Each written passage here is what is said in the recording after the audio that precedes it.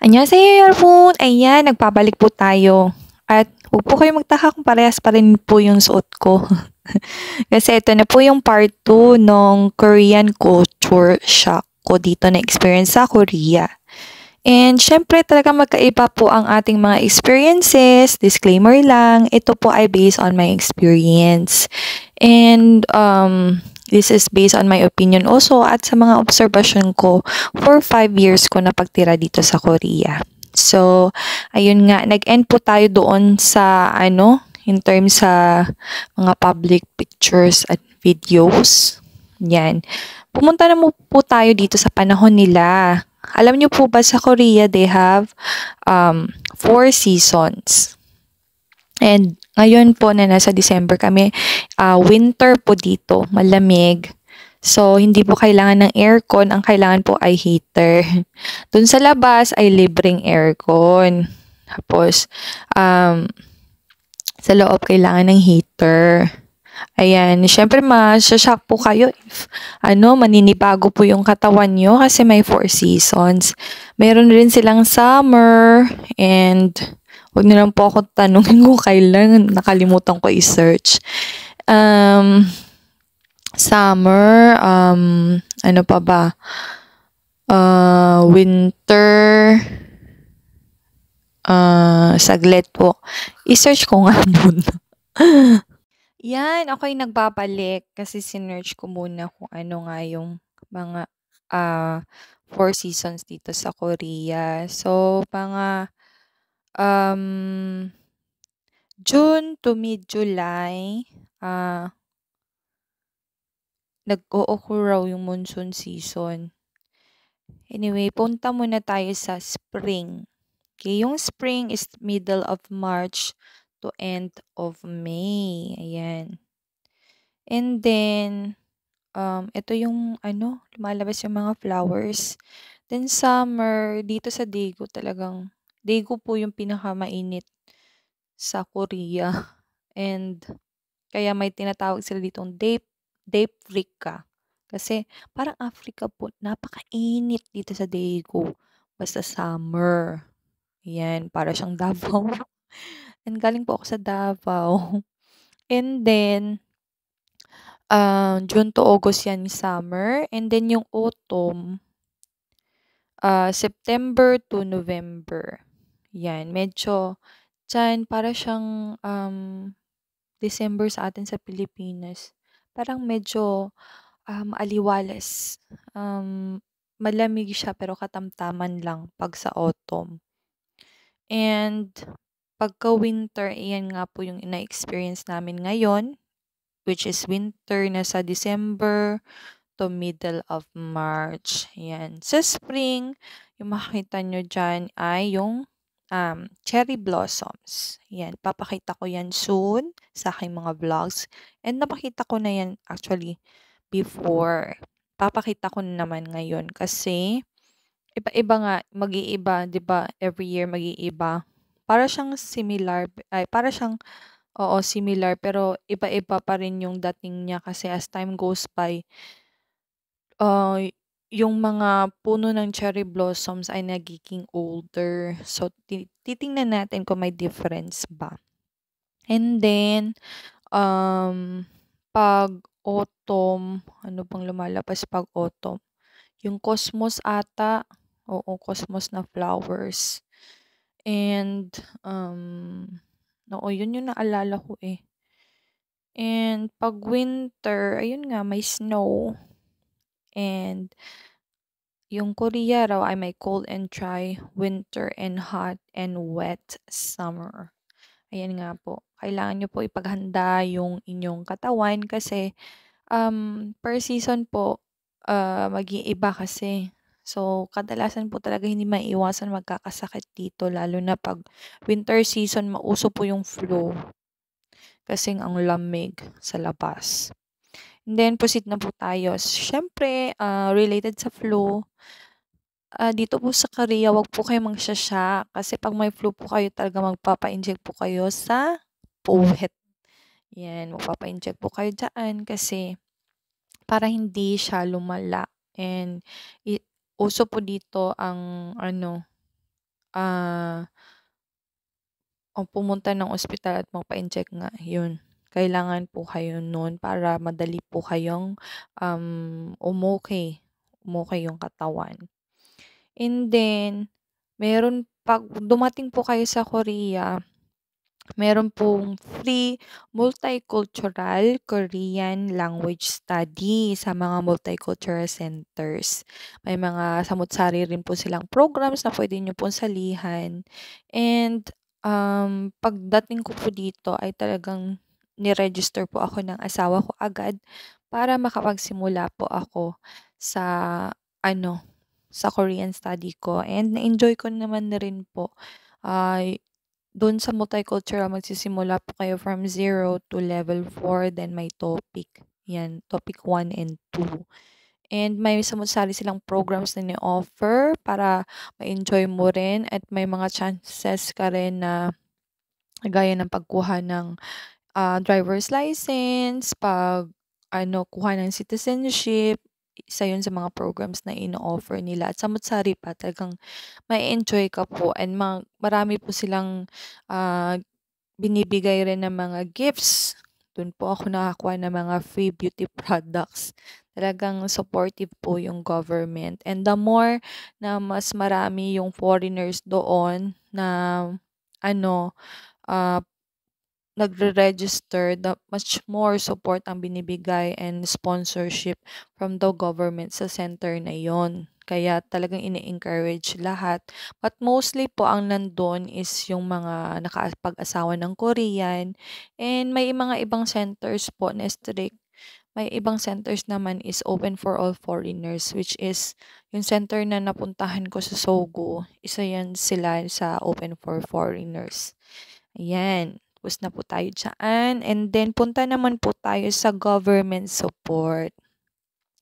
Ah, ma ang government po ng Korea ay napakalaki ang support in terms sa pagpadami ng kanilang population.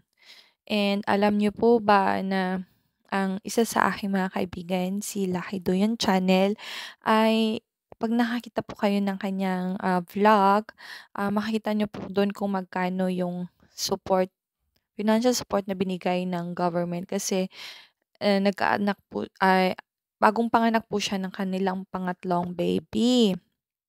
And so far sa nakita ko do'n, nasa 2 million won yata yung kanyang natanggap. And ngayon, sabi ng isang kaibigan ko, parang tinoble pa. Basta may budget po yung Korean government po niyan. Basta 'pag nanganak po kayo ng marami, ay bibigyan kayo ng financial support ng government. Kadalasan po hindi po yun siya money. Ise-send po yun siya sa account niyo, then igagastos niyo po siya sa, um related sa pagbubuntis niyo. Yun yung pagkakaalam ko. Kasi yung mga medical check-ups ko noon ay yun yung government support. Pero aside from that pa, meron pa kayong matatanggap. Yun nga yung natanggap ni Lucky Doyon Channel. Hello, Marichu! Hello, Lucky Doyon Channel. Pa-support naman po, Lucky Doyon Channel. And sikat po yan sila dahil sa kanilang pag-feature sa nagluluto siya ng Filipino cuisine, at kumakain yung kanyang asawa together with in-laws niya, and nire-rate nila kung ano, from nire-rate nila ang lasa ng kanyang niluto. And so far, naging effective po and successful po ang kanyang channel. Ayan, pa-support naman po, Lucky Doyon Channel. And then, in Daijin rin po, Jin Park, and Bisayang Koreana. Ayan, oo, 'yan. Isa po 'yan sila sa mga vloggers dito po sa Korea. Marami pong vloggers dito sa Korea. And then, ayun nga po, malaki yung government support, and dito po sa Korea, ang pag-aaral niyo po from, ah, Orinijib, ano nga ba yung English nun? From ano, parang starters pa, early. parang early childhood siya. From nursery to kinder to high school, libre po yung pag-aaral at iyon po ay mandatory. Mandatory duty niyo po yun, kaya libre. Pero yung mga miscellaneous expenses ay babayaran. Ayun lang yun. At saka sa college naman ay may mga scholarships na and the rest is kailangan budgetan mo na. Kaya yung ginagawa ng mga ibang married couples dito ay nag-iipon na sila from bata pa yung kanilang anak up to support nung government to high school kasi pag college, sila na yung magbabayad ng overall. Ayan, 'di ba? Maganda rin po yung support ng government dito. And walang poproblemahin nga po from um, nursery to high school kasi libre. Yung sa ano lang, kanilang school. In terms naman sa miscellaneous ay hindi na libre. Ayan. And then, ayun yung mga issue ngayon na separation of sleep ng mga couples which is na-experience ko rin. Kasi po, alam niyo po kung ano yung dahilan doon. Um, Yun po ay yung mga ano kasi dito husband is gusto nila makapag-concentrate sa kanilang trabaho. Para makapagtrabaho po sila ng mabuti ay kailangan nilang matulog ng sapat. And hindi po sila makakatulog ng mabuti if ano, if kasama yung mga bata. Pero hindi naman po overall, kadalasan po talaga yun yung po yung mga iba. Pero may mga couples naman po, magkatabi pa rin matulog kasama rin yung mga bata. Pero may mga iba rin na sensitive sila sa ingay ng mga bata. Ayaw nilang mapuyat, kaya gusto nila mag-separate ng um, tulog para makatulog sila ng sapat at makapagtrabaho sila ng mabuti sa kanilang working time. Yan. And then next, sa writing of name using red ink or using red color is not allowed. Prohibited. Kasi alam niyo po kung anong meaning po noon dito. Iyon po ay, ang meaning niyan ay parang namatay na. Kadalasan kasi ginagawa 'yan sa mga patay na na mga tao. Kaya 'pag ginamitan mo ng red ink or red color ang pangalan ay ang meaning niyan ay patay, 'yan. So hindi po siya maganda. 'Yan po 'yun dito sa Korea. Next is 'pag pumunta po kayo ng wedding ay kailangan may bitbit po kayo na, pera as a gift. And hindi lang basta-bastang magkano na amount. 'Pag hindi po kayo close po puwede po kayong magbigay from 30,000 won to 50,000 won. Pero 'pag close na po kayo, 'pag hindi po talaga carry, 50,000 to 100,000 won dapat ang ibigay niyo. And hindi naman po dapat kayo mag-alala kasi yung ibibigay niyo doon kung kanino man kayo a-attend ng kasal ay meron silang listahan noon at kung i-invite niyo sila, yung mga inattendan niyo ay ibabalik yung pera na binigay sa inyo. Kaya parang ano lang, parang para ka lang nag-ano, bigay pero ibabalik rin sa'yo. Ayan, kaya at saka every ano dito, every gift, hindi lang receive ng receive. Dapat marunong ka rin bumalik. Ayan, ganun po yung na-experience ko po na culture dito. And kailangan mas maganda if ah, i-save mo siya. Yan. Pero kailangan po talaga ibabalik mo yan siya. Hindi po pwede na receive ka lang ng receive. And then, saan na ba tayo? Ayun. Receiving with two hands. 'Pag receive po kayo ng mga bagay na binibigay ng elders or 'pag may binibigay lang sa inyo kunwari pakuha naman ng pinggan, hindi niyo po pupuwedeng ibigay yan within using your one hand. Dapat two hands po dapat 'pag from the elders, 'pag from the elders. Dapat 'pag receive mo ay gagamitin mo yung two hands mo, and 'pag bigay mo rin ay gagamitin mo yung two hands mo. And then next is sleeping in front of elders is a no-no. Ayan. Hindi po puwedeng nakatihaya ka, lalo na 'pag 'di mo sila parents. Nakatihaya ka diyan sa ano nila, sa in front nila. Hindi po puwede 'yun. This is according to my experience, ha. And then dito po sa Korea, marami pong Christian fellowship. Sa kalsada ay bigla-bigla na lang merong magbibigay sa'yo ng mga pamphlets, magbibigay sa'yo ng tissue na ano, um, ini-invite ka nila, pag-lunch pero fellowship na pala yun. And uso po talaga dito ang Christian fellowship. And kadalasan po ay 'pag sumali ka po nun, madalas po sila mag-follow up po sa inyo para malaman rin po nila if ano ay para maging active ka rin sa Christian fellowship na sinalihan mo, ayan. And then, ang sa Korea po ay importante ang pagiging presentable, ang iyong physical appearance. Bibihira po yung hindi importante. Kadalasan po talaga lalo na 'pag nagtatrabaho, even sa Philippines naman siguro, kailangan talaga maging presentable ka at all times. Um, Parang necessary mag-makeup. Kailangan kang mag-ayos para maging presentable ka. Next is, messaging manner time.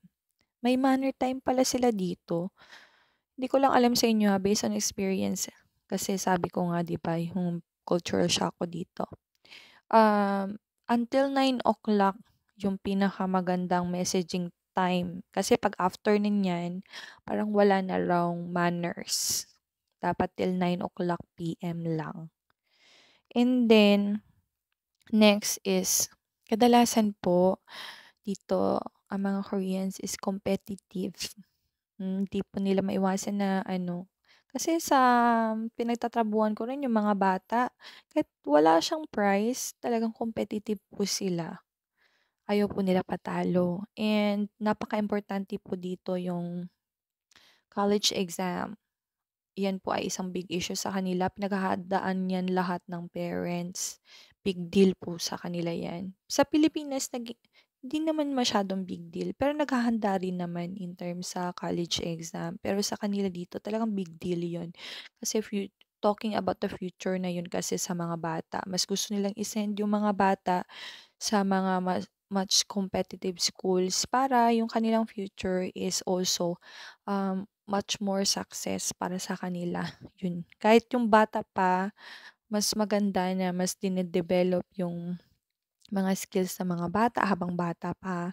And kadalasan po talaga yung mga bata dito ay sinisend nila sa aside pa sa kanilang school, sa mga hagwon or sa mga academy in English. Sinisend nila yun sa mga art, taekwondo, English academy school, and samut-sari piano, yan. Sinisend nila. Alam niyo kung bakit? Kasi nabibisi rin yung mga parents dito. And extending of hours, pag-send nila doon sa mga academies is ma-extend yung hours na magiging ano, merong mapupuntahan yung bata while nagtatrabaho pa yung kanilang parents. Kasi para ano nila yung ma-match nila yung time ng kanilang end of work and yung pag-uwi ng bata sa bahay. Kaya kadalasan hindi maiwasan na yung mga parents, um, hindi nila alam na yung mga ano, yung mga ugali na ng mga bata, nasho-shock na lang sila.